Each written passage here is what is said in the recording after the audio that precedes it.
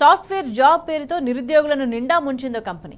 Hyderabad గచ్చిబౌలిలోని telecom నగర్లో rail world India పేరుతో software కంపెనీని నిర్వాహకులు ఏర్పాటు చేశారు.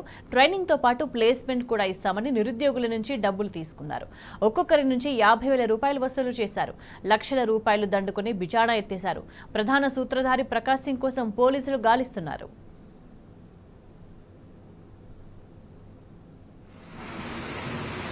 టెలికాం నగర్ ఏరియాలో మే మంత్లో rail world India private limited అని చెప్పేసి ఒక ప్రైవేట్ కంపెనీ స్టార్ట్ అయింది. దీనికి one of the main director Prakash Singh అని ఉంటాడు. ఇతను బెంగళూరులో ఉంటారు. ఈ కంపెనీకి 4 బ్రాంచ్లు ఉన్నాయి. మొత్తం బెంగళూరు, పూణే అండ్ ముంబైలో 4 ఉన్నాయి, 3 ఉన్నాయి. మన దగ్గర ఒకటి, టోటల్ 4 బ్రాంచెస్ ఉంటాయి.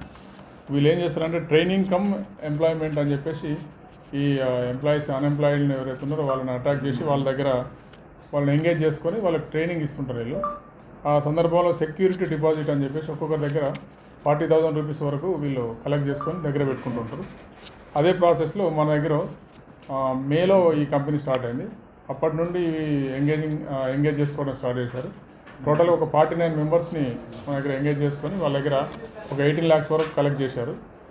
కలెక్ట్ చేసి ఒక గత 4-5 days నుండి ఈ ఆఫీస్ తీయడం మానేశారు.